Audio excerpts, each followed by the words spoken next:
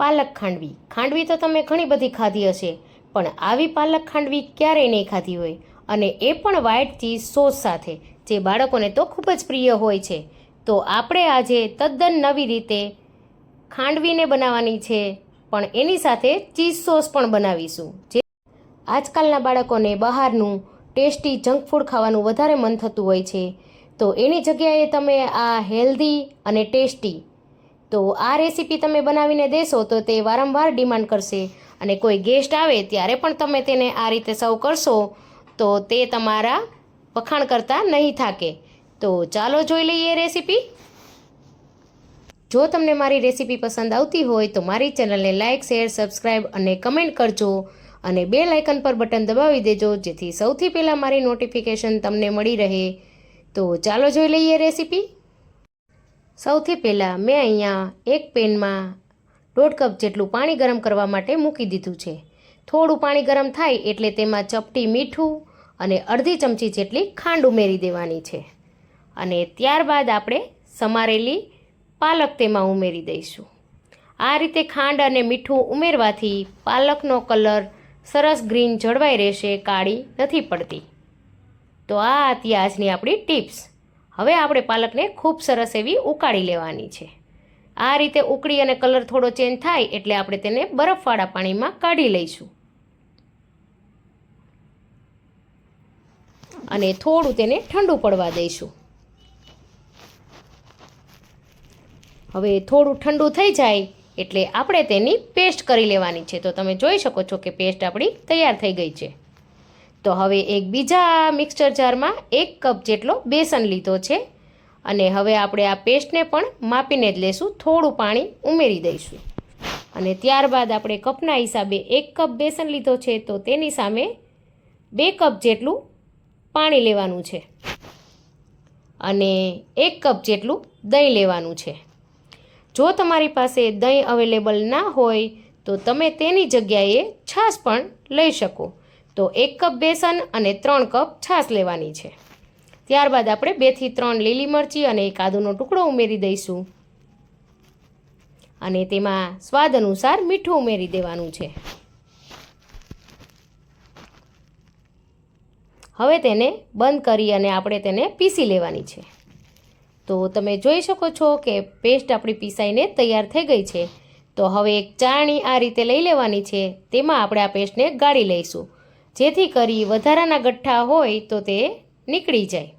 આ રીતે હંમેશા ચાળીને જ લેવાનું છે, જેથી કરી આપણી ખાંડવી ખૂબ સરસ એવી એકદમ સરસ બને. તો હવે આ બેટરને આપણે ગેસ પર ચડાવી દઈશું. તો ગેસ પર મેં અહીંયા મૂકી દીધું છે, અને હવે આપણે તેને ધીમે ધીમે સતત ચલાવતા રહેવાનું છે. જો તમે વચમાં બંધ કરી દીધું તો ગાંઠા તરત જ પડી જશે, એટલે ગેસની ફ્લેમ અહીંયા મીડિયમ રાખી અને આપણે તેને સતત ચલાવવાનું છે. જો આ રીતે આપણે 5 થી 7 મિનિટ સુધી ચલાવવું પડશે. 5 થી 7 મિનિટમાં સરસ એવું આપણું ઘાટું મિશ્રણ તૈયાર થઈ જશે. જ્યાં સુધી મિશ્રણ ઘટ ના થાય ત્યાં સુધી આ રીતે કન્ટિન્યુ ચલાવવાનું છે. તો તમે જોઈ શકો છો કે સરસ મજાનું આપણું મિશ્રણ એક રસ થઈ રહ્યું છે, અને હવે થોડું થોડું ઘાટું પણ થવા લાગ્યું છે. તો સતત કન્ટિન્યુ ચલાવવાનું જ છે આપણે. તો હવે 5 થી 7 મિનિટ થવા આવી છે, અને મિશ્રણ પણ આપણું સરસ ઘટ્ટ થવા લાગ્યું છે.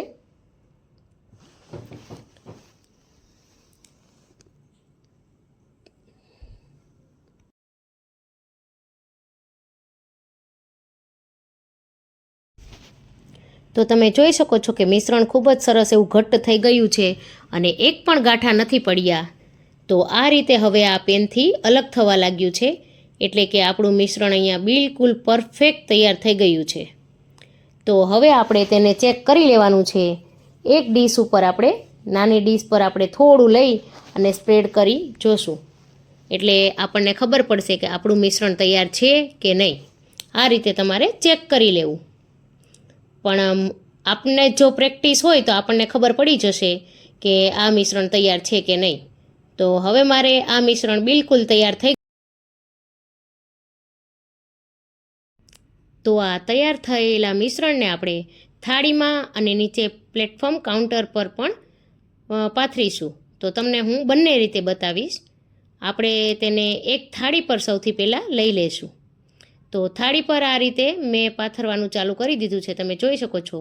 આ રીતે કોઈ સ્પેચ્યુલા હોય તેની મદદથી થાળી પર ખૂબ જ ઇઝીલી પથરાઈ જાય છે. તો આ રીતે ગરમ હોય ત્યારે થોડી ઉતાવળ રાખવાની છે.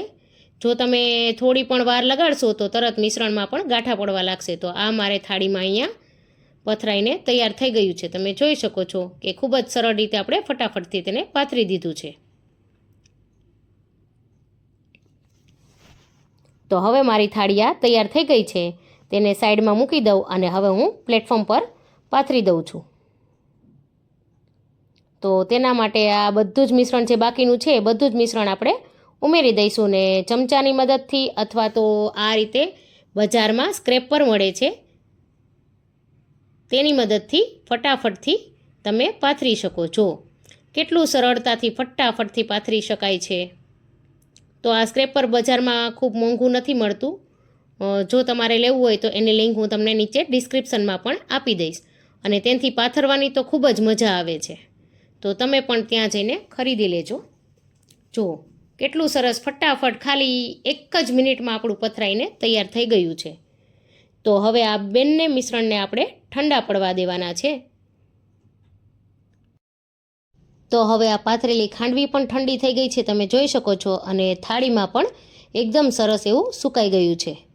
તો આપણે સૌથી પહેલાં તેની ઉપર ચાકાથી આ રીતે તમારે જેટલી ખાંડવી નાની મોટી બનાવી હોય એટલા કટ લગાવી લેવાના છે.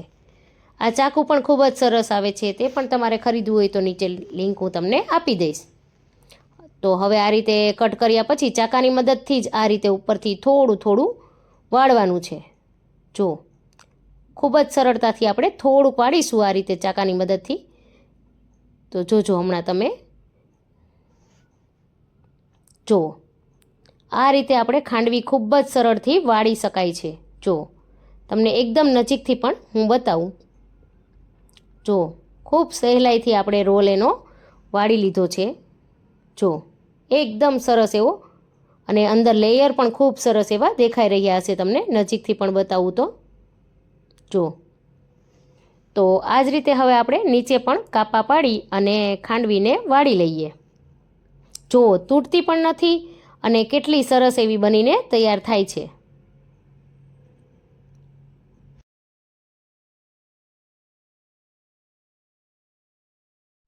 તો એ જ રીતે આપણે નીચેની ખાંડવીના પણ આ રીતે રોલ વાળી લઈએ. જો ખૂબ જ સરળતાથી રોલ વળીને તૈયાર થઈ જશે. જો એ પણ એટલા જ સરસ રોલ બનશે. આ રીતે નીચે પાથરવાથી તમારે વધારે વાસણનો ઉપયોગ નહીં થાય. જુઓ તો મેં અહીંયા બધી જ ખાંડવીને એક ડીશમાં લઈ લીધી છે. તો હવે પેન ગરમ થાય એટલે તેમાં મેં 2 ચમચી જેટલું ઘી લઈ લીધું છે. ઘી થોડું ગરમ થાય એટલે 1 મોટી ચમચી જેટલો મેં મેંદો લઈ લીધો છે, જેને આપણે શેકી લેવાનો છે. 1 મિનિટમાં સરસ એવો શેકાઈને તૈયાર થઈ જશે.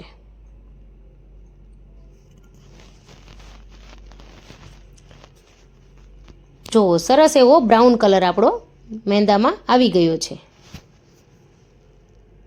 તો આપણે તેને આટલો જ શેકવાનો છે.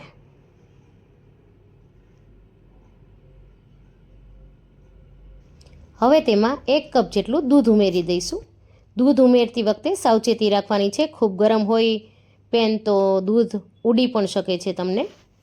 તો હવે પાછું આપણે દૂધને પણ સારી રીતે મિક્સ કરી લેવાનું છે. જો તરત જ ઘાટું થવા લાગશે. તો આ રીતે થોડું ઘટ્ટ થઈ જાય એટલે તેમાં 1 નાની ચમચી જેટલો મરી પાવડર ઉમેરવાનો છે. ત્યારબાદ આપણે 1 મોટી ચમચી જેટલા પીઝા મિક્સ સિઝનિંગ જે આવે છે એ ઉમેરી દઈશું. અને ત્યારબાદ આપણે અહીંયા કેપ્સિકમ 2 ચમચી જેટલું, 1 નાની ડુંગળી અને થોડા મકાઈના દાણા લઈ લીધા છે એ ઉમેરી દેવાના છે. અને આપણે આવી 2 સ્લાઇસ ચીઝની ઉમેરી દઈશું, જેથી સરસ એવું ચીઝી બને.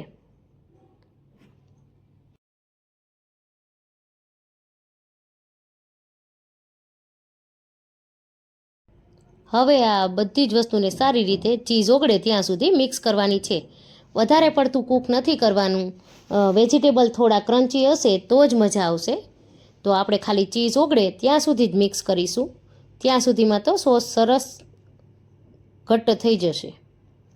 જુઓ તો તરત જ ચીઝ મેલ્ટ થઈ ગયું છે અને હવે સોસ પણ ઘાટો થવા લાગ્યો છે. તો 1 મિનિટમાં આપણે તેને ઉતારી લઈશું. હવે લાસ્ટમાં તેમાં થોડા 1 ચમચી જેટલા ચીલી ફ્લેક્સ ઉમેરી દેવાના છે અને પાછું એકવાર સારી રીતે મિક્સ કરી લઈએ. તો તૈયાર છે આપણો સરસ મજાનો વ્હાઈટ ચીઝ સોસ, એ પણ વેજીટેબલવાળો. તો હવે આપણે ગેસની ફ્લેમ અહીંયા બંધ કરી દઈશું. તો મેં અહીંયા એક પ્લેટ લઈ લીધી છે, તેમાં પાલકના પત્તા અહીંયા નીચે રાખી દીધા છે. તો હવે ઉપરથી આપણે સૌથી પહેલાં સોસ જે બનાવ્યો છે તે ઉમેરી દેવાનો છે. આ રીતે તેનું પ્રેઝન્ટેશન ખૂબ જ સરસ લાગશે આ રીતે ઉમેરવાથી. જો કેટલો સરસ આપણો ચીઝ સોસ બનીને તૈયાર થઈ ગયો છે અહીંયા. તો હવે તેના પર આપણે ખાંડવી રાખી દેવાની છે આ રીતે. જો દેખાવમાં ખૂબ જ સરસ, હેલ્ધી અને સાથે સાથે ટેસ્ટી પણ. તો આ રીતે ખાંડવી રાખી દીધા બાદ ઉપરથી આપણે પાછો ચીઝ સોસ થોડો થોડો ઉમેરી દઈશું. તો તૈયાર છે friends palak khandvi with white cheese sauce. તમે પણ ઘરે ચોક્કસથી ટ્રાય કરજો મારી આ રેસીપી અને કમેન્ટ કરીને મને કહેજો કે તમને મારી રેસીપી કેવી લાગી. તો ફરી મળીશું નવી રેસીપી સાથે. Happy cooking, happy eating.